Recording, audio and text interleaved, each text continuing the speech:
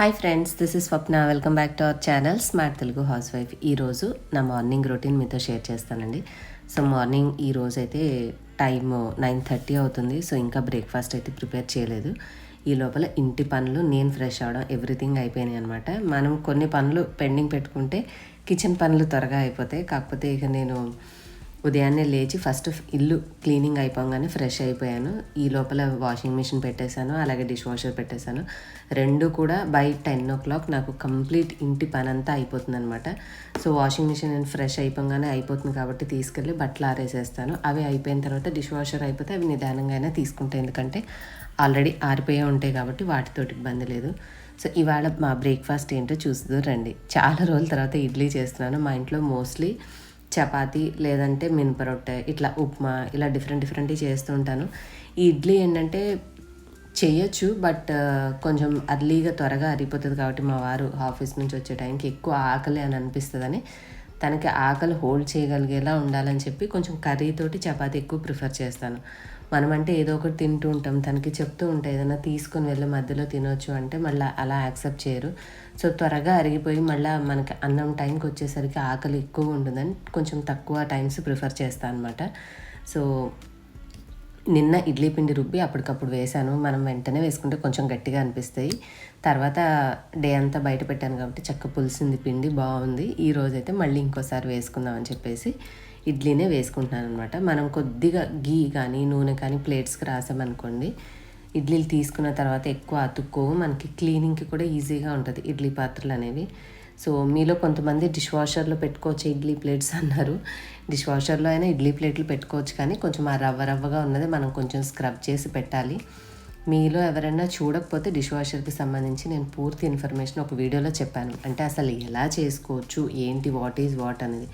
So మీలో ఎవరికైనా interest ఉంటే ఆ వీడియో చూడండి, లేదు అంటే నన్ను కామెంట్ సెక్షన్లో అడగండి, నేను ఆ వీడియో లింక్ మీకు ప్రొవైడ్ చేస్తాను. ఇదైతే నాప్కిన్ ప్రతిరోజు రెండు, ఒకటి డైనింగ్ టేబుల్ దగ్గర, ఒకటి నా దగ్గర పెట్టుకుంటాను. మనకి వాషింగ్ మిషనే కదండి, సో ఉన్న ఒకదాన్నే 2-3 రోజులు యూజ్ చేయాల్సిన అవసరం లేదు. నా కిచెన్లో వంట పని వరకు చెయ్యి క్లీన్గా అక్కడెక్కడ ఊరికి డ్రెస్కి తుడవకుండా తుడుచుకోవడానికి ఫ్రెష్ నాప్కిన్ అయితే తెచ్చి పెట్టుకుంటాను.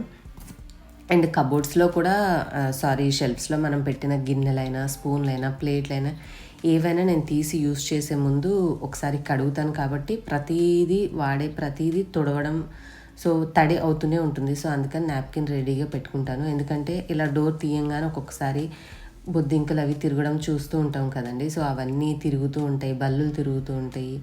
సో అలా ఎంత నీట్గా ఉన్నా కూడా వెంటనే తీసి అయితే యూస్ చేయాలండి. ఎక్సెప్ట్ డిష్ వాషర్లో పెట్టి ఉండి రెడీగా ఉంటే తెచ్చి వాడుకునే తప్ప, ఆల్రెడీ నేను సర్దుకున్న అయితే మాత్రం తీసిన ప్రతి స్పూన్ అయినా సరే ఒకసారి ట్యాప్ కింద కడిగి అది నీట్గా టవల్తో నాప్కిన్తో తుడుచుకున్నాక వాడుకుంటాను. సో అవి మన కంటికి కనిపించిన క్రిములు కాబట్టి తెలియకుండా మన ఆరోగ్యాన్ని పాడు చేసుకోలేము కదా, ఒక చిన్న పని అనేది. సో ఏముంది, మహా అయితే పని అంతా అయ్యేసరికి ఆ నాప్కిన్ తడిసిపోతుంది, దాన్ని తీసేసి మళ్ళీ ఇంకోటి ఫ్రెష్గా పెట్టుకుంటాను. అండ్ డైనింగ్ టేబుల్ దగ్గర ఇంకొకటి ఉంటుంది. సో ఇది నాకు ఫస్ట్ నుంచి కూడా ఉన్న హ్యాబిటే.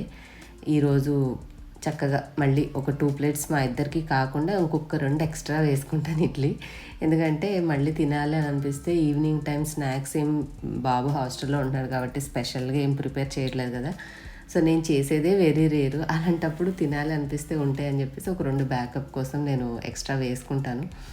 ఒక్కొక్కసారి బాగా టేస్టీగా అనిపిస్తూ ఉంటే మనం చేసిన ఫుడ్, అప్పుడు అరే ఇంకొకటి ఉంటే బాగుండని అనిపిస్తుంది కదా. సో అలా అనిపించినప్పుడు మనం రిగ్రెట్ అవ్వలేము కదా, మళ్ళీ 1-2 కోసం ప్రిపేర్ చేసుకోలేము. సో 1-2 వేసుకుంటే బాగుంటుందిలే అని చెప్పేసి ఎక్స్ట్రా 2 వేస్తాను.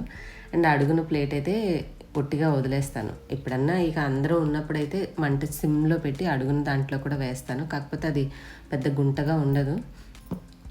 సో అందుకని చెప్పేసి ఒకటి ఎక్స్ట్రా వదిలేసి చక్కగా ఇడ్లీ ప్లేట్లు అయితే సర్ది పెట్టుకుంటా. ఇప్పుడైతే మీకు చూపించేది వచ్చేసి నేను ఇండస్ వ్యాలీ నుంచి తీసుకున్నటువంటి stainless steel milk cooker 1 liter అండి. India's number 1 healthy kitchen ware brand అనమాట.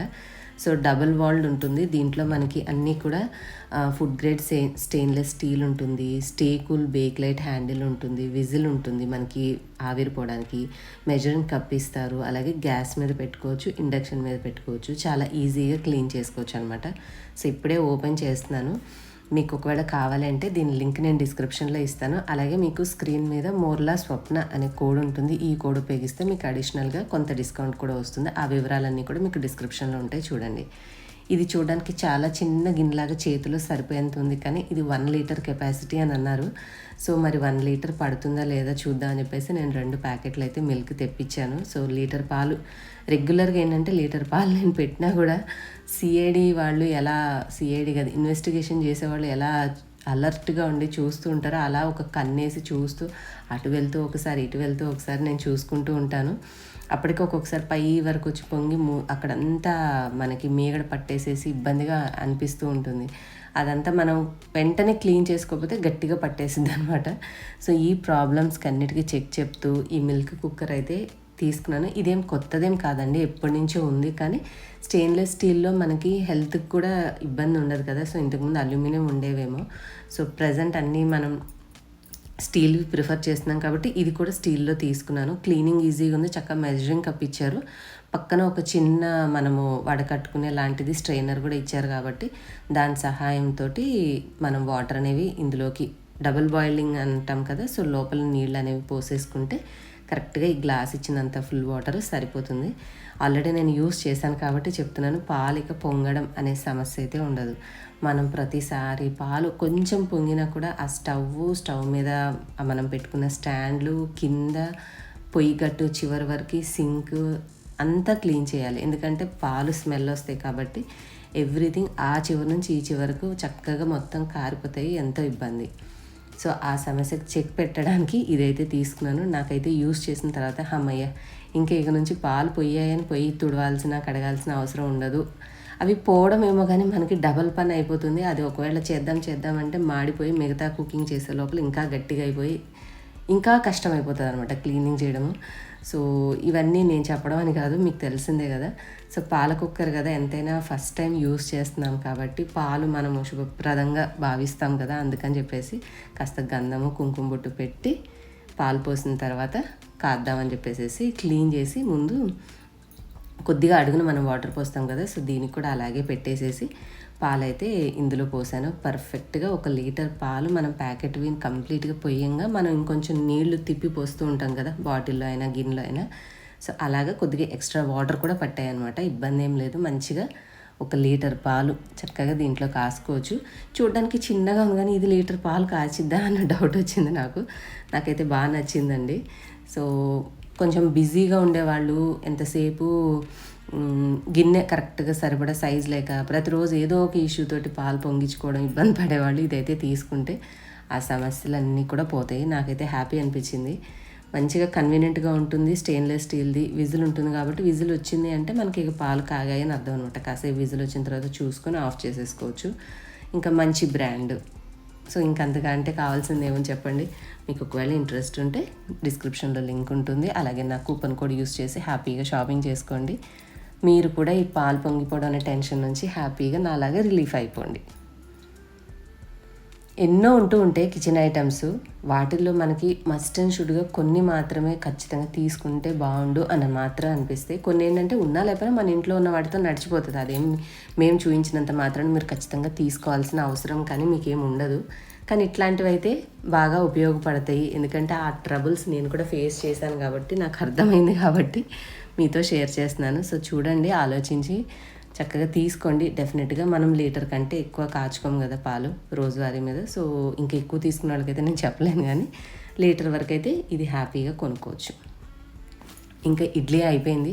ఆ గిన్నెలో నిండుగా పై వరకు ఉండి ఎండిపోయినట్టుగా ఉన్నదాన్ని అలాగే పెట్టకుండా కొంచెం చిన్న దాంట్లోకి తీసేసుకుంటాను. అప్పుడు ఏంటంటే గిన్నె సైజు తగ్గుతుంది, మనకు కొంచెం ఫ్రిడ్జ్లో కూడా స్పేస్ అనేది ఉంటుంది అనమాట, పెద్దవి పెట్టకుండా. సో తక్కువ క్వాంటిటీకి పెద్ద గిన్నె ఎందుకని చెప్పేసి వేరే గిన్నెలోకి తీసేసి దాన్ని ఫ్రిడ్జ్లో పెట్టేశాను. అండ్ ఇది వచ్చేసి నిన్న ఆల్రెడీ మేము ఇడ్లీ చేసుకున్నామని చెప్పాను కదండి. సో సేమ్ అదే ఇడ్లీ చేసేటప్పుడు చేసిన చట్నీ మిక్స్ అనమాట.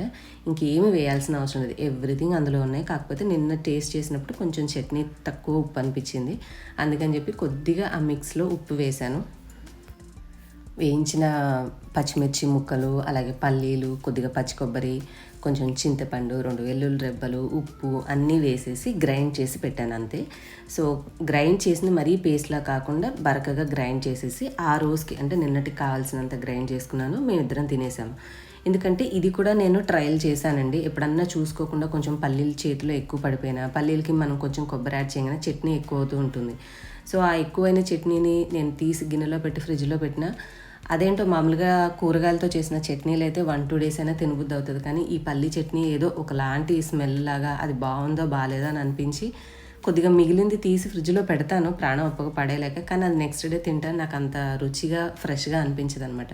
సో అలా వేస్ట్ అవుతూ ఉన్నది గమనించి తక్కువ చేసేదాన్ని. సో ఆ ఇబ్బంది లేకుండా ఇప్పుడు ఏంటంటే ఉన్న పల్లీలు చక్కగా కొబ్బరి వేసేసి మంచిగా గ్రైండ్ చేశాను. నిన్నటి కావాల్సినంత చేసుకుని మిగిలిన మిక్స్ తీసి పక్కన పెట్టుకున్నాను.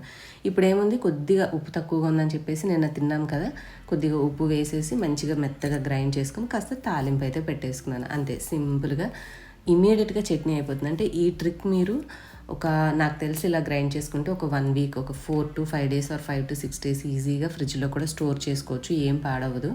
మనం నీళ్లు పోసి చేసిన తర్వాత పదార్థం అయితే డ్యామేజ్ అవుతుంది, కానీ అలా డ్రైగా గ్రైండ్ చేసి పెట్టుకుంటే ఏం పాడవదు. కాబట్టి కాస్త పిల్లలు స్కూల్ హడావిడి ఉన్నవాళ్ళు ఉదయాన్నే ఇలాగ ఒక్కసారి పల్లీలు కొబ్బరి అంతా మిక్స్ చేసేసుకొని ఒక మంచిగా బాక్స్లో వేసుకొని ఫ్రిడ్జ్లో పెట్టుకుంటే పిల్లలు ఈవినింగ్ ఏదైనా స్నాక్స్ తినాలి అంటే మధ్యలో ఎప్పుడైనా మీరు ఇడ్లీ దోశ చేసుకున్నా చట్నీ కావాలి అనగానే కొంచెం ఆ మిక్స్ తీసుకున్నామా, గ్రైండ్ చేసామా, కాస్త ఆవాలు జీలకర్ర వేసి కొద్దిగా కరివేపాకు వేసి తాలింపు పెట్టేసామా, హ్యాపీగా మిక్స్ చేసేసుకోవచ్చు. వాళ్ళకి చిటికలో చట్నీ ఇచ్చేయచ్చు. అబ్బా ఇప్పుడు చట్నీ చేయాలా అని చెప్పి కాంప్రమైజ్ అవ్వకుండా ఇప్పుడు కావాలంటే అప్పుడు వాళ్ళకి ఇవ్వచ్చు. అండ్ పల్లీలు కొబ్బరి మంచి ప్రోటీన్ సోర్స్ కాబట్టి మనం చేసిన చట్నీ వల్ల కూడా వాళ్ళకి కడుపు నిండుగా ఉంటుంది. మంచి ప్రోటీన్ తోటి చక్కగా వాళ్ళకి హ్యాపీగా చట్నీని కూడా ఎంజాయ్ చేస్తూనే తినగలుగుతారు. మనం ప్రతిసారి చేయలేము అని స్కిప్ చేయకుండా వాళ్ళు అడిగినప్పుడల్లా చేసి ఇవ్వగలుగుతాం అనమాట. మనకు కూడా హ్యాపీగా అనిపిస్తుంది. చూసారు కదా, ఇన్స్టెంట్గా ఎక్కువ కష్టపడకుండానే చట్నీ కూడా రెడీ చేసేసాను. అండ్ ఇడ్లీ పిండి ఆల్రెడీ మనకి ఇడ్లీ పిండి దోశ పిండి ఏదో ఒకటి ఇంట్లో ఉంటుంది కాబట్టి చక్కగా ఒక స్టవ్ మీద ఇడ్లీ పెట్టేసాను. ఇడ్లీ అయిపోయింది.